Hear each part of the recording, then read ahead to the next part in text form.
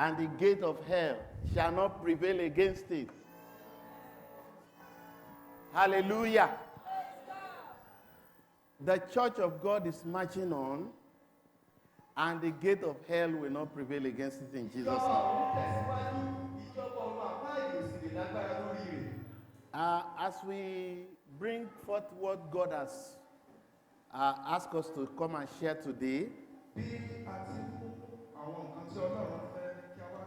I want to first of all appreciate our fathers in the Lord in this place. I want to appreciate you all.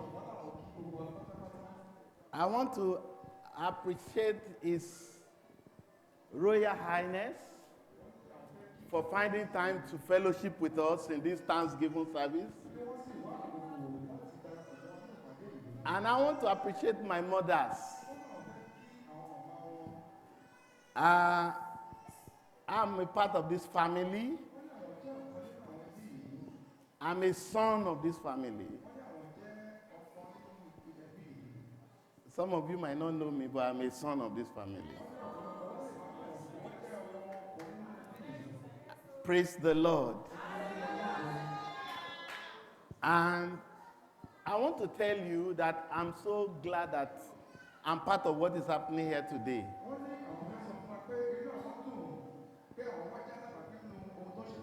Let me tell you, there is no dead church.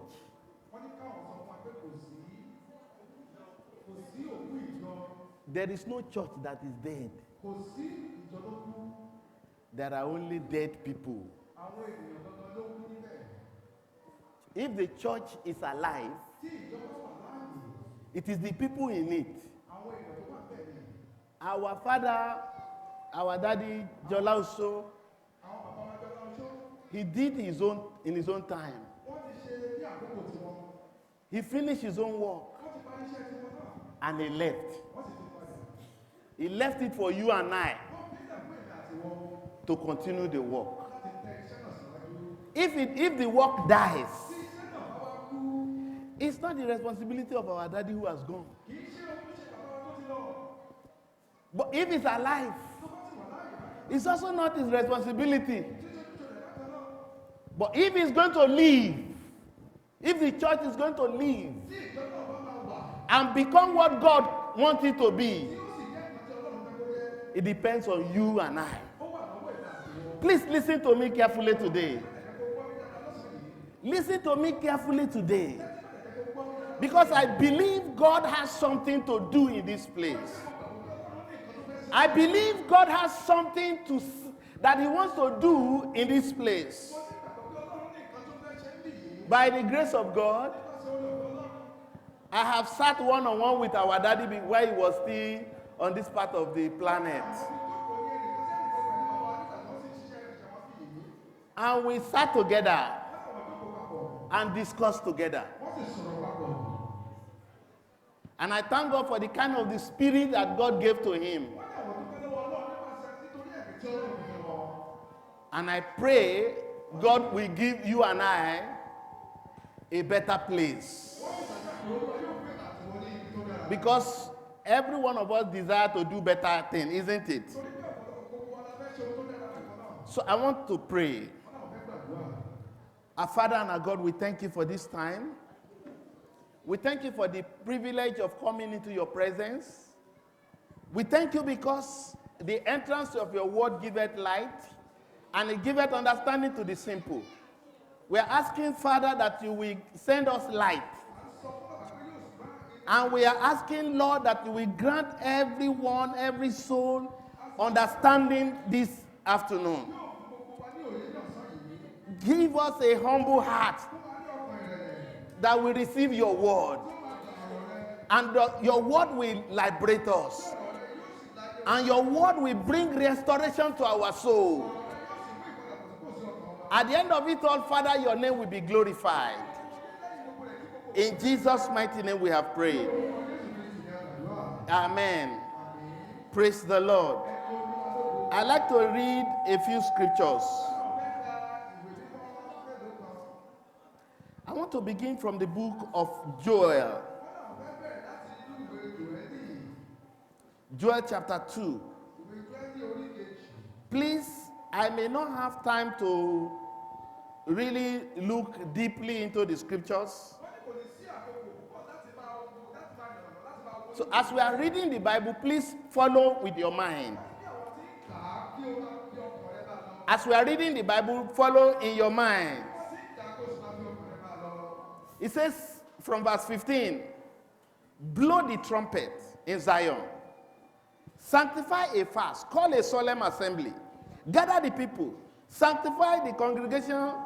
Assemble the elders. Gather the children. And those that suck the breast. Let the bridegroom go forth of his chamber, and the bride out of her closet. Let the priests, the ministers of the Lord, weep between the porch and the altar. And let them say, spare thy people, O Lord.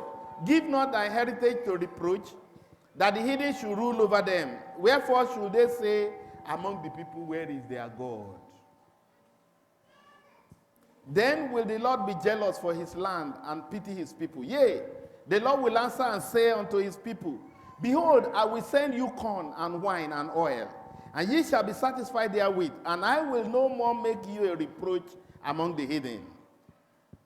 But I will remove far off from you the northern army, and I will drive him into a land barren and desolate, with his face towards the east sea, and his inner part towards the utmost sea, and his sting shall come up, and his ill savour shall come up, because he had done great things. Fear not, O land, be glad and rejoice, for the Lord will do great things. Be not afraid, ye beasts of the field, for the pasture of the wilderness do spring. For the tree beareth her fruit, the fig tree and the vine do yield their strength. Be glad, then, ye children of Zion, and rejoice in the Lord your God. For he had given you the former rain moderately, and he will cause to come down for you the rain, the former rain and the latter rain in the first month. And the floor shall be full of wheat, and the vats shall overflow with wine and oil. Verse 25. Joel chapter 2, verse 25. Let's look at it together. I will restore to you the years that the locust has eaten, the cankerworm and the caterpillar, and the palmer worm, my great army which I send among you. And ye shall eat in plenty and be satisfied, and praise the name of the Lord your God, that hath dealt wondrously with you, and my people shall never be ashamed. And ye shall know that I am in the midst of Israel, and that I am the Lord your God, and none else, my people, shall never be ashamed. And it shall come to pass afterward that I will pour out my spirit upon all flesh, and your sons and your daughters shall prophesy, your old men shall dream dreams, your young men shall see visions. Hallelujah. Can you read the Yoruba from verse 25?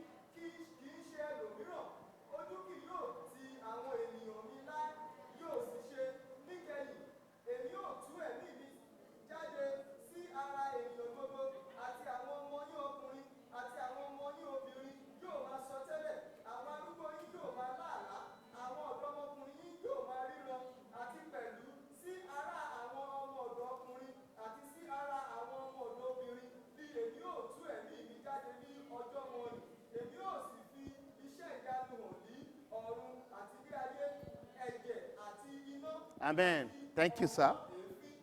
I think we're okay. God bless you, sir. Now, look at verse 25.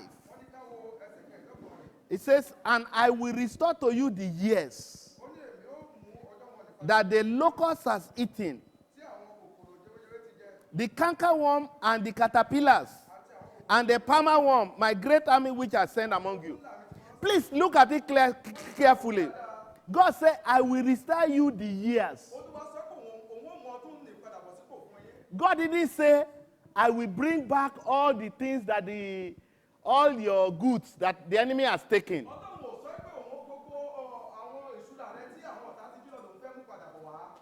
Please look at it carefully again. God did not say, I will go and bring back all the things that were stolen from your house.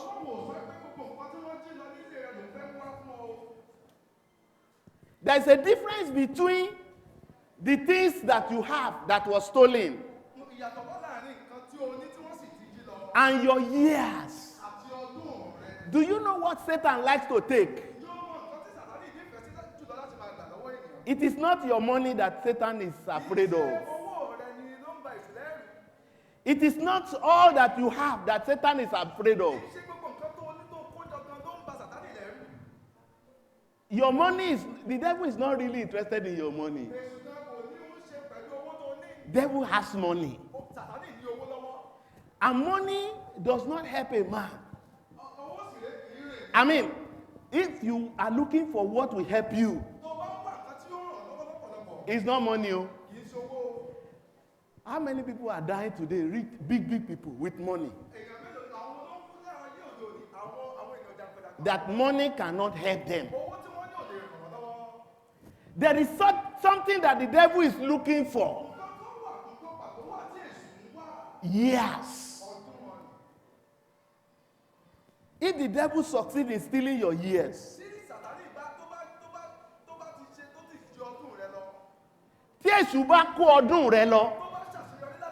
if Satan carry your years away, you will be getting old. You will be getting old. And nothing to show for it.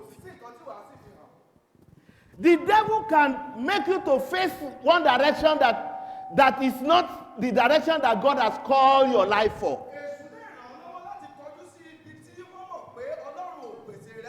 He will just divert your attention. Why do you think Satan will tell a young boy, a young energetic man,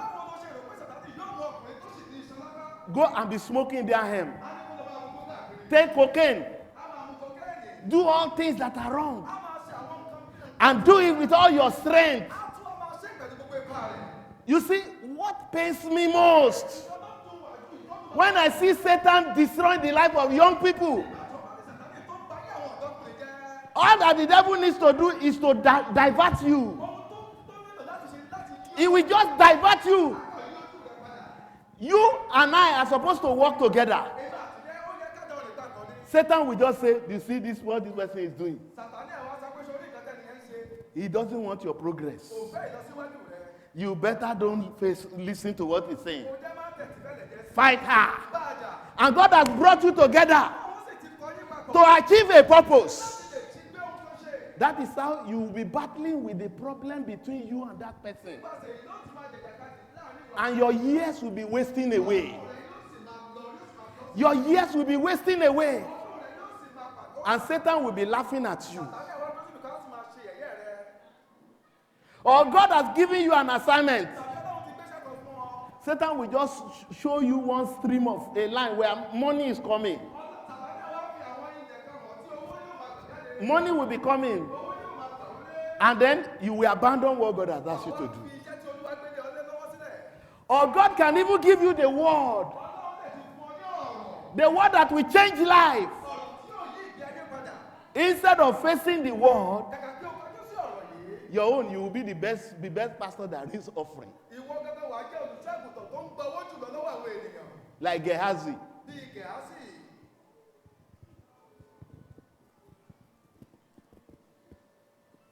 So, your years are very important to God. So, in verse 25, he said, I will restore to you the years that the locust has eaten,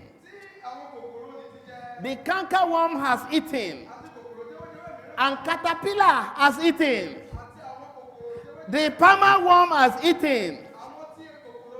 All they will do is just to be eating your years. You'll just be eating your years. You'll be eating your years. Do you know that you have a limited time to live on earth? And there is an assignment with your name on it. And if the devil succeeds, all he will do is to eat up your years. And you will leave the major issue and be facing another thing. Wàá fi ẹ̀tẹ́lẹ̀.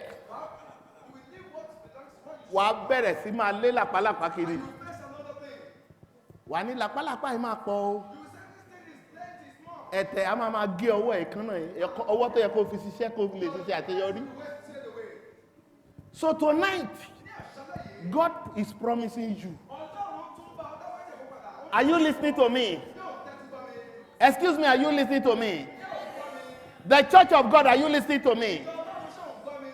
Do you believe in me? What God is saying? That God says He will restore your years. Please, can you tell God, Father, restore my years? Please, God, restore my years. God has promised us that He will restore your years. There are different caterpillars. There are different types of caterpillars. Different type of things that eat up people's lives. Can we read that verse 25 again?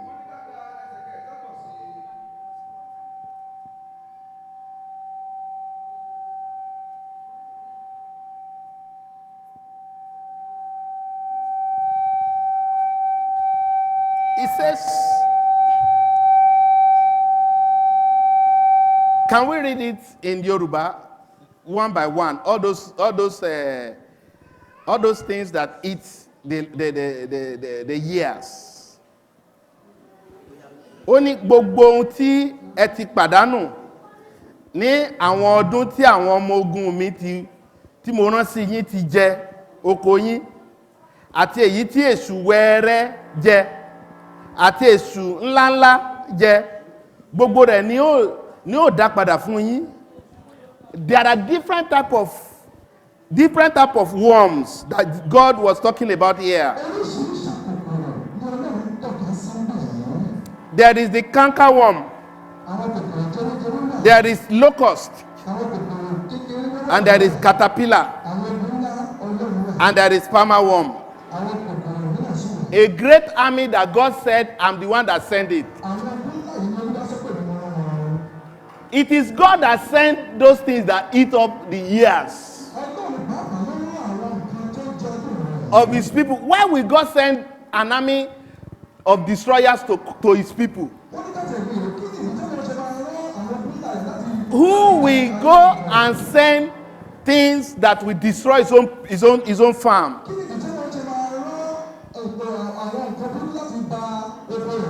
There is a reason for that. I want to take you quickly to the book of Genesis to see why will God send different kind of destroyers to His own vineyard.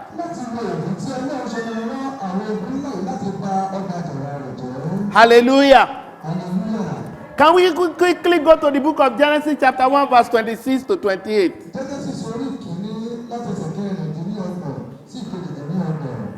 And God said, let us make man in our image, after our likeness, and let them have dominion over the fish of the sea, and over the fowl of the air, and over all the cattle, and over all the earth, and over every creeping thing that creepeth upon the earth. So God created man in His own image. In the image of God created He him. Male and female created He them. And God blessed them and said unto them, be fruitful, multiply, replenish the earth, subdue it, and have dominion over the fish of the sea, and over the fowl of the air, and over every living thing that moveth upon the earth. God was the one that created man and said, you man, I'm putting you in charge of all these things. So, in the heart of God, God wants man to be fruitful.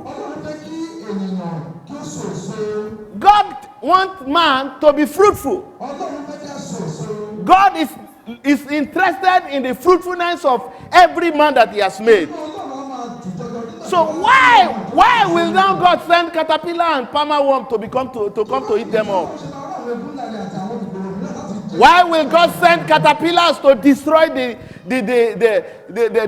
man that he has made? To destroy the years of the man that he has made. Why will God send caterpillars to destroy the years that he has made for the man that he has made? Praise the Lord. Praise the living Jesus. Because nobody will farm and then begin to destroy the farm. Will you farm and then send a destroyer to your farm?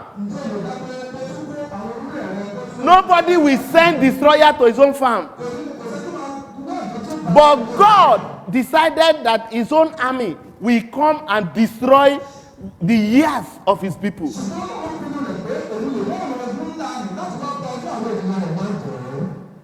Excuse me, I want you to look at your years. I used to think about myself. I used to look at my own life.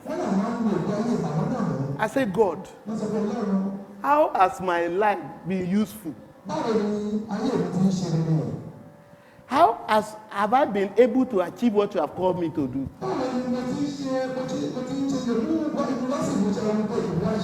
If I build houses, one day I will die. Who will take over that house? They can use that house to become where prostitutes will be using. When I am not there. So I'm begging God, Lord, what will make my years to become useful to you? Anything that will not make my years to be useful to you, oh God, take it away from me. So if you establish anything that heaven will not benefit from,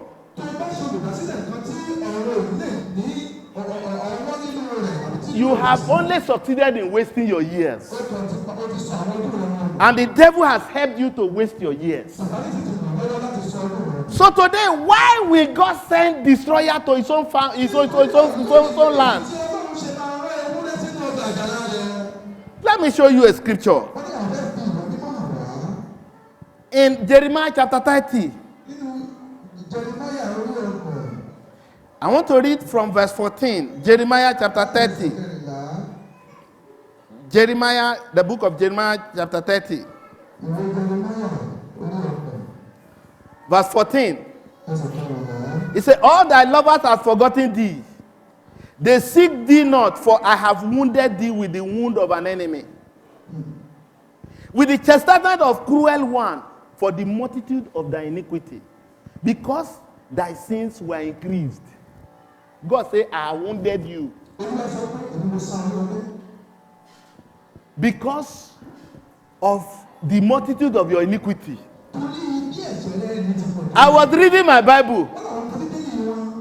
And the Bible said, any man that go into an adultery has no understanding.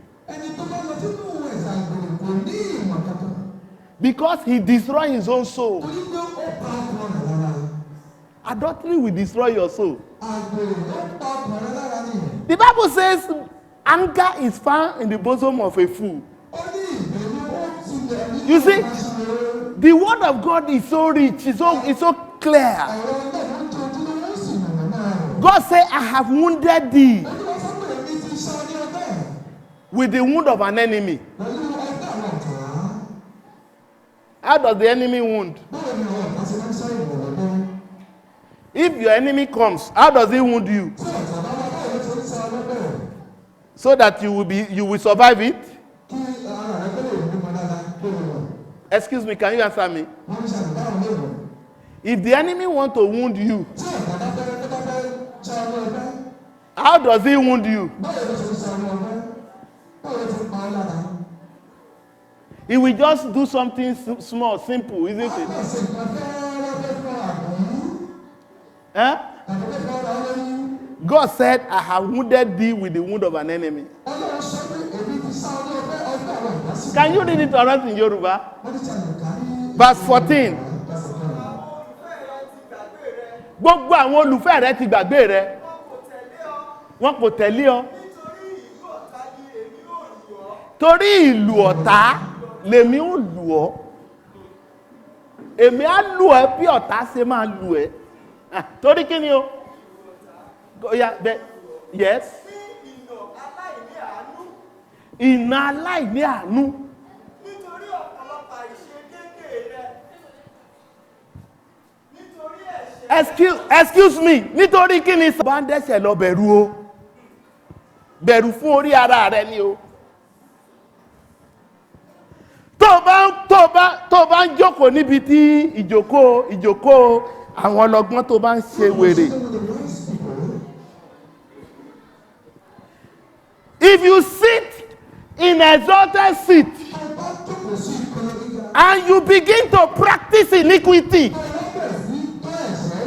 God will wound you. I have not come to curse, I have come to bless.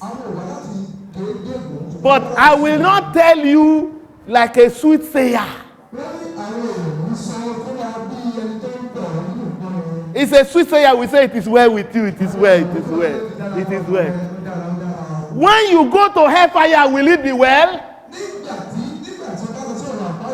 So, if you practice iniquity, you don't know other than to begin to practice what is wrong. You will hide in one corner and begin to do iniquity. That child that is having problem, you are the one that is the cause. You are sitting in the seat of iniquity. And there is a wounding that is coming. But it's not for you in this house. It is not for you in this house. Because I know that everyone that is in that category will repent today. Because everybody that is hearing God, including the man that is preaching this moment, anything you are doing that will bring wound, you must run away from it.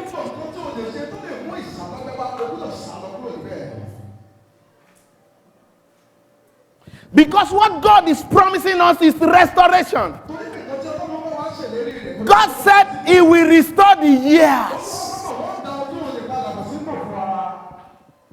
He said, all your lovers have forsaken you.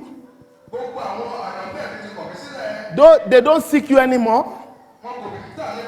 Because God said, I have wounded thee with the wound of an enemy. With the chastisement of a cruel one for the multitude of thy iniquity. Because thy sins were increased.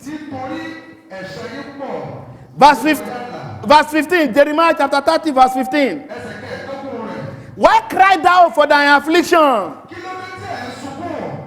Thy sorrow is incurable for the multitude of thy iniquity. Can we read it in Yoruba version, sir? Verse 15.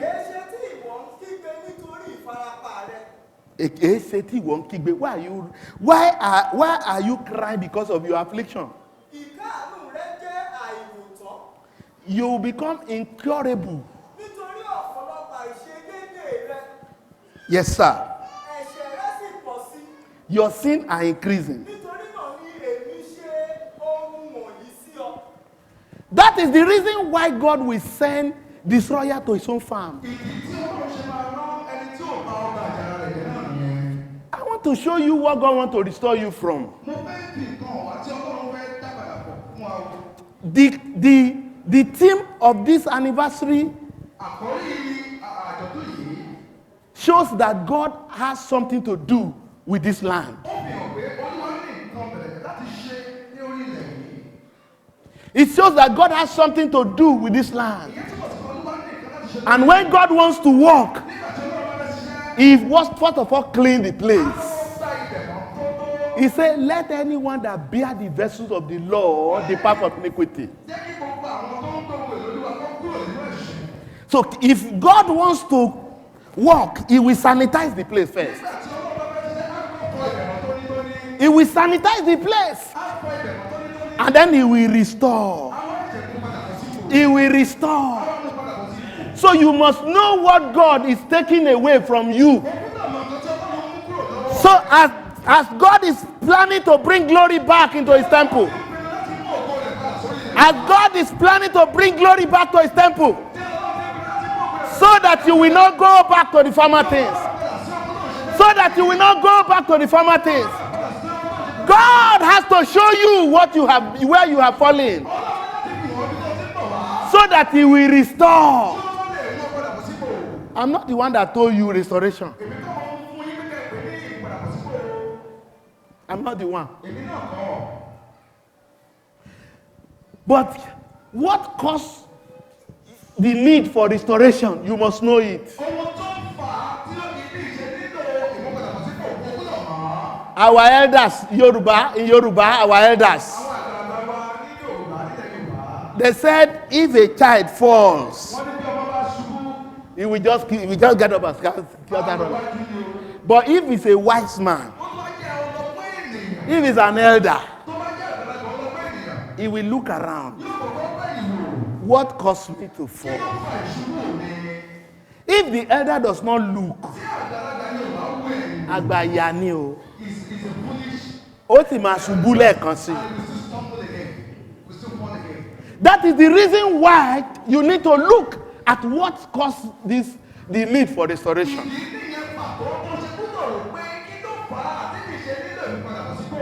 Why do you have to, why must restoration take place? What is the need? What is the reason for it? God said, why did you cry for your affliction? Thy sorrow is incurable for the multitude of thy iniquity. Because thy sins were increased, I have done this thing to you. Sir, can you read verse 16 for us? Therefore, everyone that has been devouring you will be devoured. Everything that has been eating the good, the years of the work of God in this place, God will eat them all. Don't make a mistake that is a human being. It's a devil. Don't think that it's one Baba that sat somewhere and be doing. There is no Baba that can afflict the work of God. There is no Baba anywhere that can stop God. God is unstoppable. There is no power against God. The Bible says in him all things consist. He is the one that holds all things together with the word of his power. So everything that is staying together because of God. So there is nobody somewhere that is doing it. The reason why the enemy can cause evil is he will introduce sin into a life.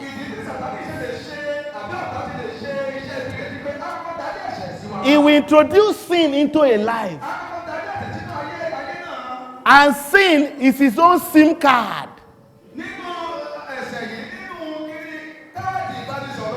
Sin is Satan's SIM card. SIM card, the phone. God will help you, sir. Sin is Satan's SIM card. So when he introduces it into your life, you will be speaking in his network. You will be speaking sin. Sin is not the adultery you are doing. It is not when you are fighting that is sin. It is not when you are robbery. Robbery is not sin. They are only the works of sin. They are the works of sin. Sin will say, get up. You are a married man, no? You are a married man. Your wife is at home, beautiful wife. If you have SIM card inside of you, he will just say, get up. Go to that corner. There's one girl there. I want you to commit adultery for me. You will get up from your house with your beautiful madam, obedient wife. You are going. You are going. You will get there and you will do the same there. You will come back home. You will be wondering, why did I do this? There is what we call sin. And there is the works of sin. You will only see. Can we see Galatians chapter 5? Ẹ bá wa kà ní èdè Yorùbá. Please read it in Yoruba. Iṣẹ́ ti ara máa ń fara hàn. The works of the flesh do manifest. Ẹ̀ṣẹ̀ yẹn náà ń pè ní ara. That sin is that flesh. So àwọn iṣẹ́ á máa fara hàn. His works manifest. Torí pé èèyàn kan jẹ́ ọ̀mùtí. Because someone is a drunkard. Ọtí tó mu yẹn kọ́ ni ẹ̀ṣẹ̀. That drink that they drink is not Ohun tó ń fa ẹ̀ṣẹ̀ wà nú irú ẹ̀ṣẹ̀. all this sin is inside of him. So á bẹ̀rẹ̀ sí, ó ní àwọn iṣẹ́ ti ẹ̀ṣẹ̀, iṣẹ́ ara á máa fara hàn. The work of the flesh manifest. Kí ni àwọn iṣẹ́ ẹ̀sà ẹ máa kà fún? Panṣágà, àgbèrè, ìwà èrí, wọ̀bìà, ìbọ̀rìṣà, oṣó, ìríra, ìjà, ìlara, ìbínú, asọ̀, ìsọ̀tẹ̀, àdámọ́, àrankàn, ìpànìyàn, ìmọtípara, ìrédè òru, àti irú wọn ni. Ohun tí mo ti wí fún yín tẹ́lẹ̀. Pé àwọn tó bá ń ṣe nǹkan wọ̀nyí kì yóò jogún ìjọba Ọlọ́run. Kí ló wà ńbẹ̀? Iṣẹ́ ẹ̀ṣẹ̀ nìyẹn. What is that? Is the work of the flesh.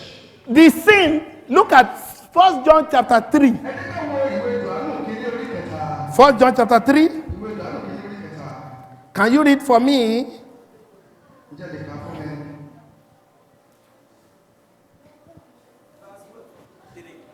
1 John chapter 3. You can read from verse 8. Ẹni tó bá ń dẹ́ṣẹ̀ tí èṣù ní. Yes. Yes. Kó lè pa iṣẹ́ ìṣùrun. Yes, sir. Verse 9. Ẹni tí a ti pa Ọlọ́run bí kì í dẹ́ṣẹ̀. Nítorí SIM káàdì Ọlọ́run gbé inú rẹ̀. Excuse me, tí o bá ní MTN tí o lè fi MTN pè. Tó bá jẹ́ Glo ló ní SIM card yẹ.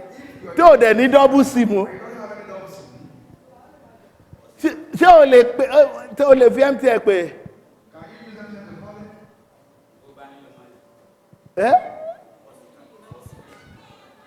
So only verse 9. Kì í ṣe kí ni? Kì í dẹ́ṣẹ̀. Àwọn èèyàn ti lọ yí pé kì í Bible ò lè rí bẹ́ẹ̀ kì í gbogbo wa lẹ́lẹ́ṣẹ̀. Gbogbo wọn ṣe lẹ́ṣẹ̀ o.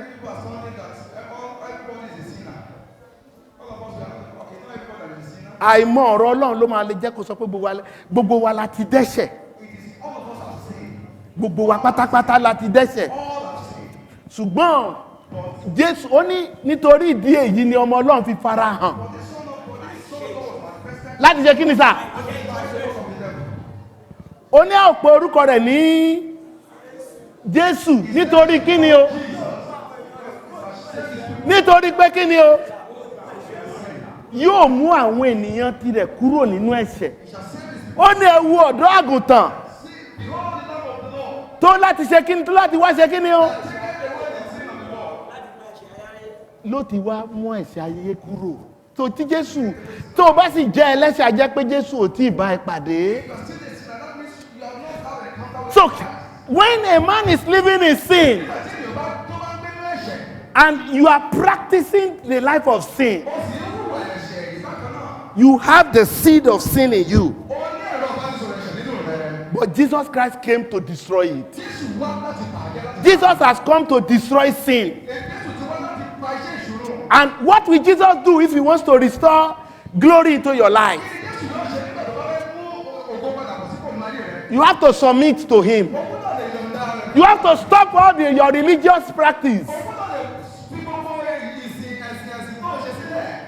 You are only being religious. You are just religious. Your religion does not stop you from going to do evil. Religious practice, you are the first to come to church. You are the first to come and do the work. But you are still living in the life of sin. You still have the sin card of Satan in you. Today is your day. God will touch your life and take away the sin and restore to you the life of God. That life of God will be restored today. That life of God will be restored today. In the name of Jesus Christ. We were reading Jeremiah chapter 30. Let's finish that Jeremiah chapter 30. Verse 17, sir. See what God is saying now.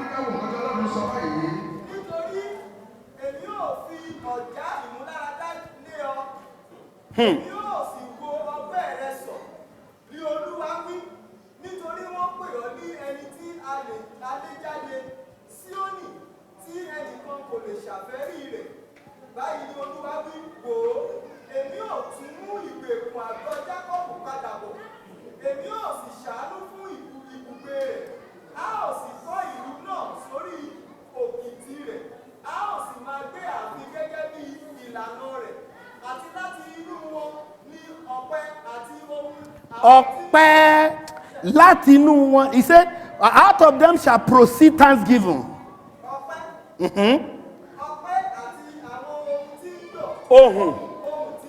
And the voice of them that make merry. Yes? They will multiply them. They will not be few. I will glorify them. They will not be small. The children will be as of before now. And they will be their congregation shall be established before me.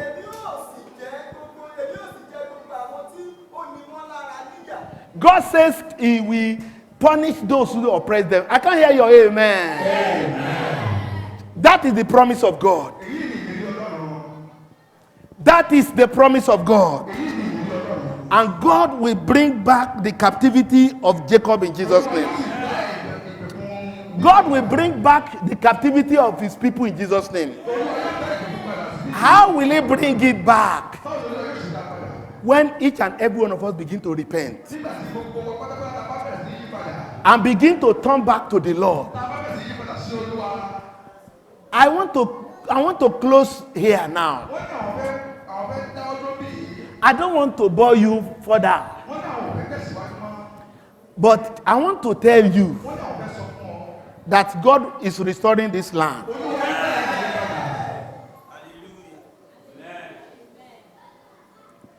Would you want to be part of those who will partake of that restoration? I told you our daddy, Baba Jalosho, did his own and went. And the banner now is in your hand. The banner is in your hand. How will you carry it? All the people in this environment, why God has established this church here, they are crying and waiting for you. They are crying and saying, restore us. Wọ́n ké pé ẹ padà bọ̀ sípò. All those bad boys around here, Àwọn ènìyàn kúkúrú tó wà ní àgbègbè tó yí wa ká. they are bad because you have not risen up to stand and stand for God. You have only been religious here and there. But God is saying that I will restore my glory. He said, I will restore the years that have been stolen. I will restore the years that the caterpillar, the cankerworm, the palmerworm have eaten. God will restore it. In the name of Jesus Christ. As I close, can I tell you why I know God will restore it?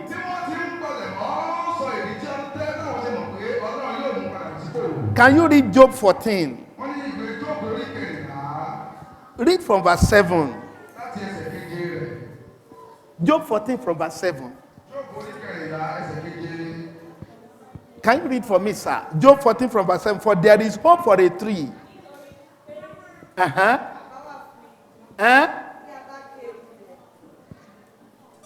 I'm not hearing you. Can somebody read that? Job 14 from verse 7. Thank you, ma. Can we hear from here? Yes. There is hope for a tree. If it be cut down, it will sprout again. And then yes, it will not cease. The new branch will not stop. Are you hearing me, sir? What? This is a prophecy. That if you cut a tree, God is saying, is there any hope for it? But God said there is hope for that tree.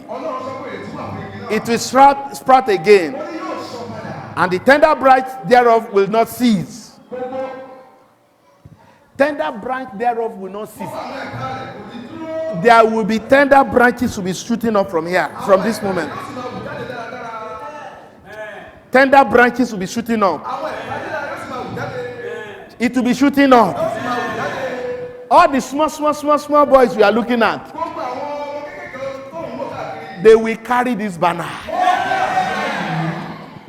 All the years that the locust has eaten, God said they will shoot up again. And the glory of God will be restored upon this land.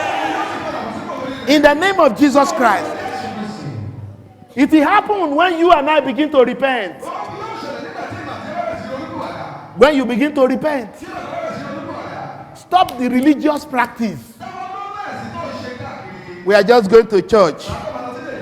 We are going to church. And I'm not talking with you. If you see, don't go to a household. You see? Debo, mommy, gbọ́ mi dáadáa o. Torí màmá yìí, wọ́n á délé ẹ o. Àjọ wá sí church. You must stop it from now.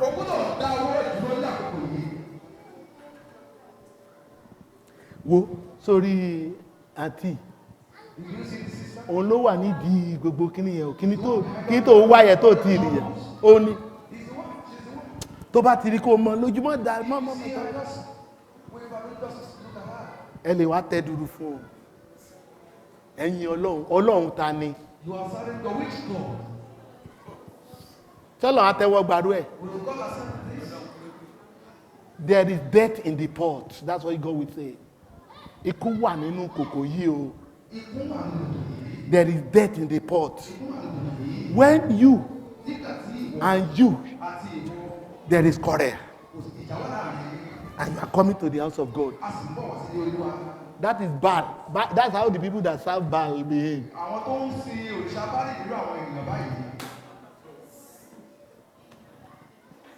So that must stop.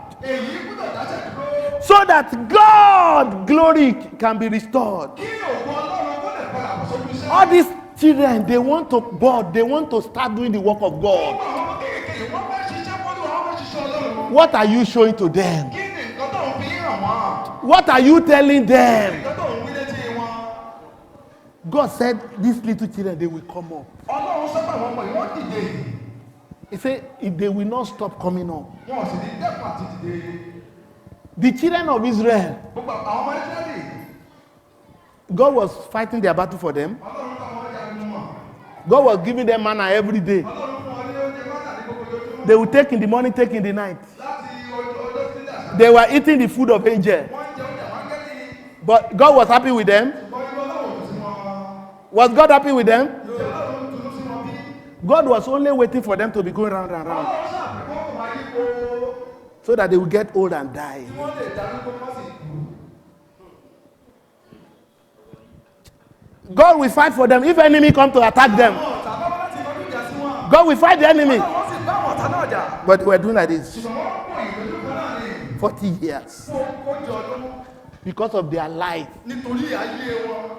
They will be going in one circle. Wọ́n máa yí kiri yòkòtò. They cannot break forth Wọ́n ò lè lọ síwájú mọ́. because of what is in their heart. Nítorí nǹkan tó wà nínú ọkàn wọn. Purge your heart. Ó ṣe wé ọkàn rẹ náà. Proverbs chapter 25 verse 4. Ìwé òwe orí kẹẹ̀dọ́gbọ̀n ẹsẹ̀ kẹrin. Ó ní ẹ mú ìdàrọ kúrò Some people move the drums out of your heart. so that the silversmith will have vessel for his work. Kí alágbẹ̀dẹ kó lè mú ohun èlò jáde láti fi ṣiṣẹ́ rẹ̀. Take away the dross Wọ́n lè dàrọ kúrò nínú ọkàn rẹ. so that the silversmith will have space. Kí alágbẹ̀dẹ tó rẹ̀ sọ̀rọ̀ kó lè ní àyè láti fi ṣiṣẹ́. Alágbẹ̀dẹ ṣọ́ọ̀ṣì fẹ́ ṣiṣẹ́ o. Ṣùgbọ́n ìdàrọ ó láti kúrò. Drums must come out. Ìdàrọ ń ṣe pé ẹyọ ìyá ìkúrò ẹyọ bàbá ìkúrò. No. God is not bringing out this woman. Ìdàrọ yẹn wà nú ẹ, ó wà nú. God is in your heart. Iṣẹ́ ẹ̀ṣẹ̀ That is the work of the sin. ó ní ìdàrọ. That is the drums in your heart. Tó bá dúró síwájú Ọlọ́run tó kúnlẹ̀ pé Olúwa gbà mí. Kneel down, first say, God have mercy. Mo ṣetán láti jọ̀wọ́ ayé mi fún ọ. I'm ready to give my life back to you. Mi ò fẹ́ ẹ̀ṣẹ̀ nínú ayé mi mọ́. I don't want sin in my life anymore. Mi ò fẹ́ ẹ̀ṣẹ̀ nínú ayé mi mọ́. I want no sin in my life. Jésù wá yí ayé mi padà. Jesus come into my life. Tó bá lè kúnlẹ̀ tòótọ́ tòótọ́ tòótọ́. Tó bá bí Ọlọ́run tó bá ké pe Ọlọ́run rẹ. Yóò gbà ọ́ là kúrò nínú ẹ̀ṣẹ̀. Yóò mú ìdápadà sínú ìjọ yìí. Sínú ayé rẹ lákọ̀ọ́kọ́. Àti sínú ẹbí rẹ. Àti sínú ìjọ Ọlọ́run. And in the church of God, Ẹ jẹ́ ká gbàdúrà. let us pray. Ẹ jẹ́ ká ké pe Ọlọ́run. Let's call upon the Lord. Ẹ jẹ́ ká ké pe Ọlọ́run. Let's call upon the Lord. Má wo ẹnìkejì ẹ, wo ayé rẹ, wo ayé rẹ fúnra rẹ. Ask God to have mercy on you. Say, God, please have mercy on me. Deliver me from the life of sin. Deliver me from the life of sin. Take away my sin. Help me, oh God. Help me, oh Lord. Help me, oh Lord.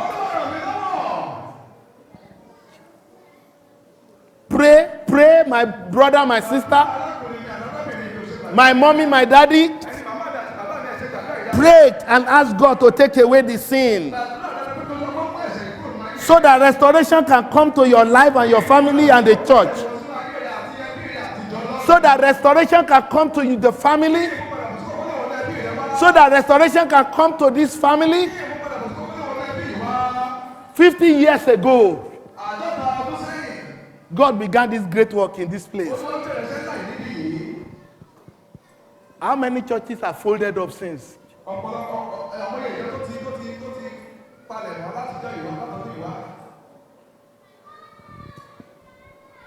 This church, as if it will collapse, it will die, as if it will die, it will die. Sometimes I come here, I don't see anything. But God has come again. There is hope. Pray and ask God, please take away the sin in my life and help me restore Jesus into my life. Amen. While we are still closing our eyes, I want to give you that opportunity You want God to take away the sin from your life and bring you to Jesus Christ, so that Jesus will restore life unto you. You are interested in receiving the life of Jesus. I want to pray with you. Wherever you are, raise your right hand above your head. I'm talking about those who want Jesus to enter their life. And you want the life of sin to be taken away. I want to pray with you. If you are in that category, just stand on your feet. I want to pray for you. Just call on Jesus. Say, Jesus, please come into my heart. I am ready to submit to you. I am ready. I am ready, Lord Jesus. Forgive me my sin. Forgive me my sin. I know I am a sinner. Don't wound me with the wound of enemy. Don't destroy me with the destruction of the cruel. Have mercy on me, O Lord. Save my soul. Give me new life. Help my heart. Thank you, Jesus. Thank you, Jesus. Still standing on your feet? I want to call my brother to quickly come and pray for us.